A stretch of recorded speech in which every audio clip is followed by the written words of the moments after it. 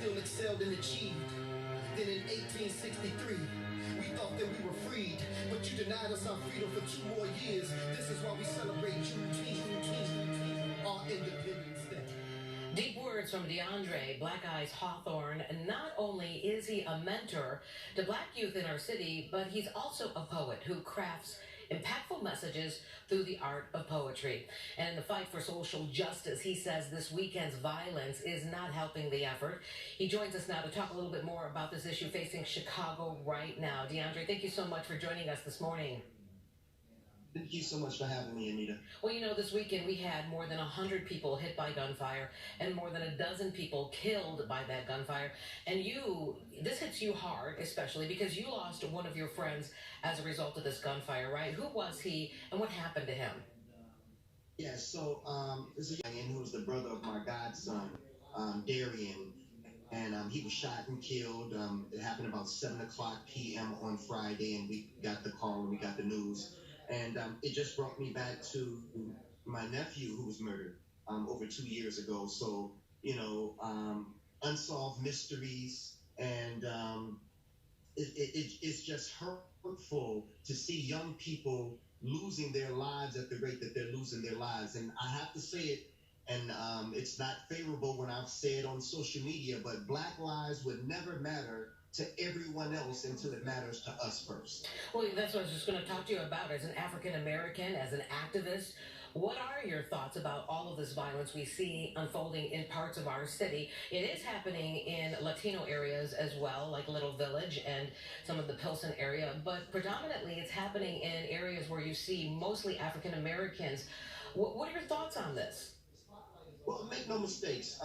Most white crimes that are committed in white communities are committed by white people. Same thing with Hispanic people, and the same thing with African Americans. It just so happens that we are on a social justice fight, trying to get social justice reform with police brutality, with police reform, and other things. So the spotlight is on our community right now, and it just doesn't look good when we see over 100 people shot, over a dozen people killed, and most of the people that were killed over the Father's Day Juneteenth weekend were children.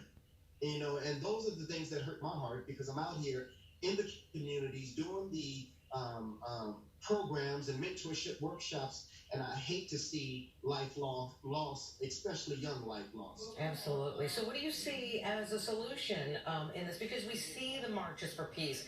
We have the calls for turn in the bad guys, but then we also hear, you know, snitches get stitches, and people don't want to turn on their friends, and they're afraid to turn people in because they don't think the police can get the killer off the street long enough to keep them safe. So what's the solution here?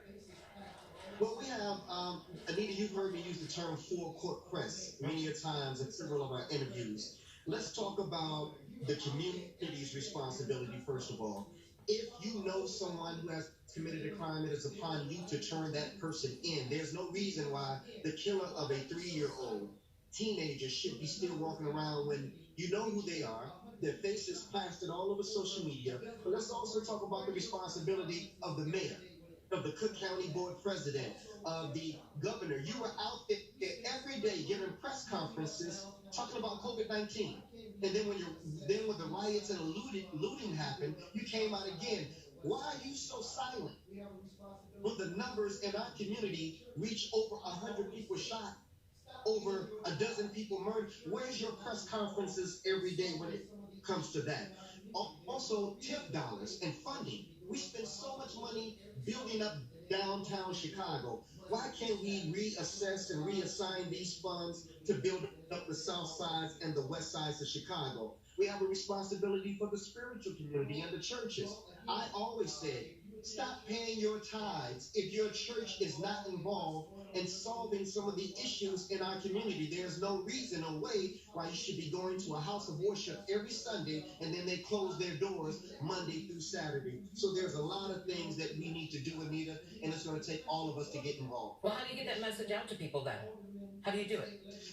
Well, again, if you attend a church and the church is not involved in what's going on in your community, number one, stop paying your tithes. Church, get the message. These politicians, they need us. They need our support. They need our vote. Stop electing these people who you only see during election time. And we have to put pressure on them, the commissioners, the aldermen, the state legislature, to make sure that we let them know that, hey, we're going to uprise, we're going to upset, and we're going to disrupt until you start paying attention to our community like you are paying attention to downtown.